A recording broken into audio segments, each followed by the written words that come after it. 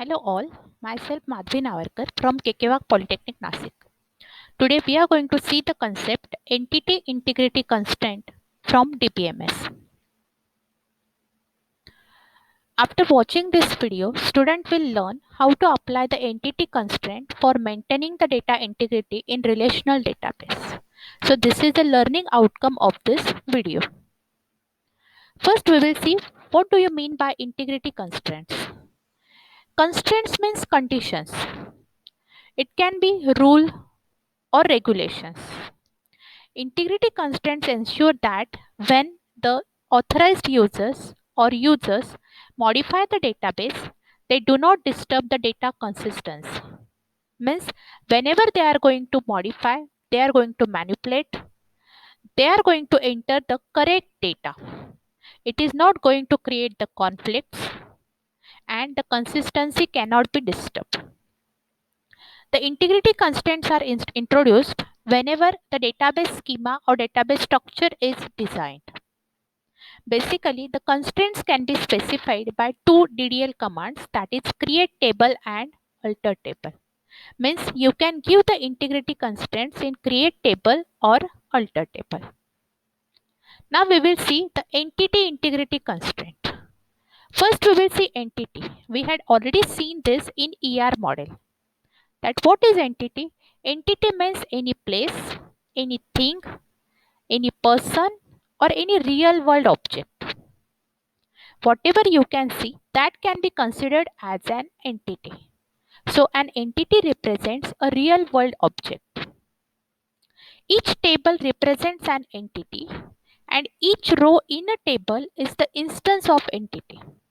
Means suppose you are creating one table in database, that table can be one entity and the records which you are going to insert into the table, those records can be considered as the instance of that entity. An entity integrity constraint is used to identify or recognize the row or record of a table uniquely. So what is this entity integrity constraint? It is basically used for unique identification of row or record in a table.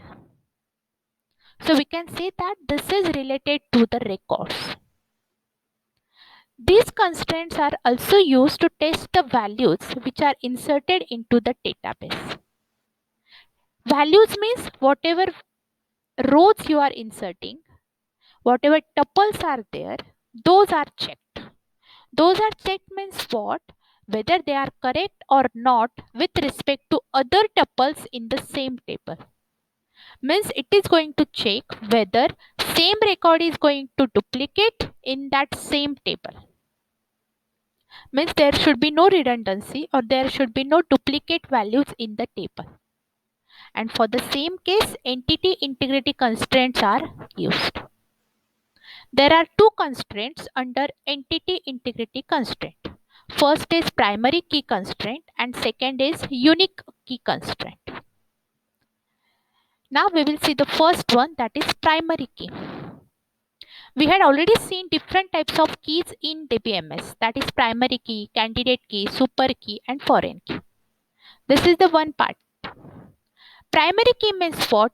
It is used for unique identification or it is used for identifying the record uniquely in the database table. And the constraint which is associated with primary key is called as primary key constraint. And when this constraint is associated with the column of a table, it will not allow null values into the column and it will maintain unique values as part of the table. Means what?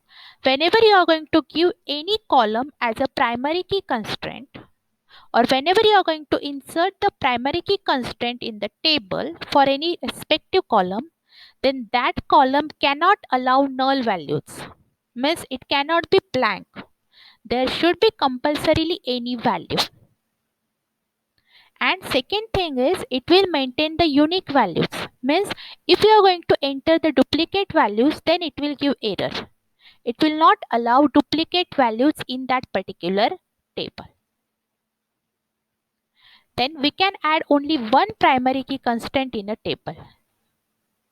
Means whatever number of columns are there, but we can give only one primary key constraint for that particular table.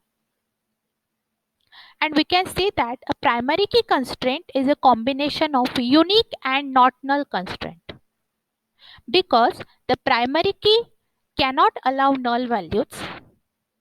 There is compulsory any value for that particular column, and primary key also checks whether the unique values are inserted or not, as the primary key is the base for the data redundancy, because it is going to check whether the duplicate values are inserted or not.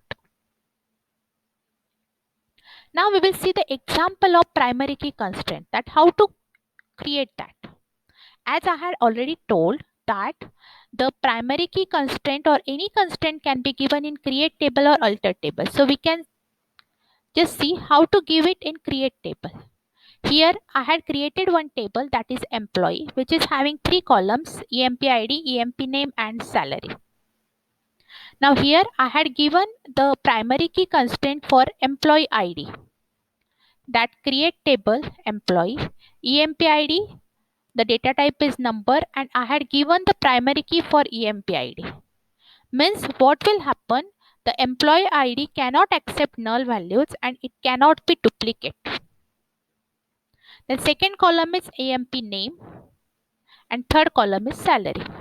The EMP name and salary both are not given as a primary key because they may be null. Now in this table what will happen? The primary key on the EMP ID column will be primary key. Now see, in the example I had shown that for the employee name Jackson, I had not given employee ID. So it is not allowed here because the primary key constraint cannot accept null value. So it will give the violation constraint or error. Now the second entity integrity constraint is unique key. The unique key constraint uniquely identifies each record in a database table. This constraint is used for unique identification of each record, means to remove the duplicates or to avoid the data redundancy. Unique key constraint ensures that a field or column will only have unique values, means no duplicate values. It is used to prevent duplicate values in a column or group. It allows null values. The unique key and primary key both provide a guarantee for uniqueness for a column or set of columns. There may be many unique key constraints for one table, but only one primary key constraint for one table. This is a major difference between primary key and unique key, that we can add multiple unique key constraints in one table, but we can add only one primary key constraint in one table.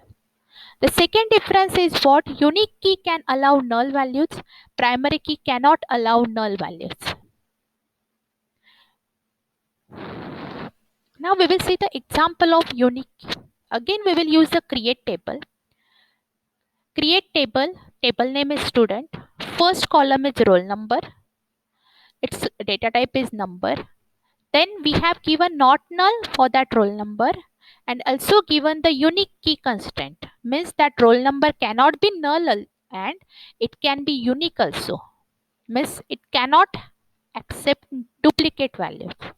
The name varchar, again it is not null, marks city, means in this table we had given not null for 2 columns, that is roll number and name, means this roll number and name can not accept the null values, and unique key is given only for roll number, means the roll number cannot accept duplicate values. Whenever any double roll number is inserted, then it will check that before inserting into the table and then it will give the error. So in this video we have seen the entity integrity constraint, that is primary key constraint and unique key constraint with different examples. Thank you.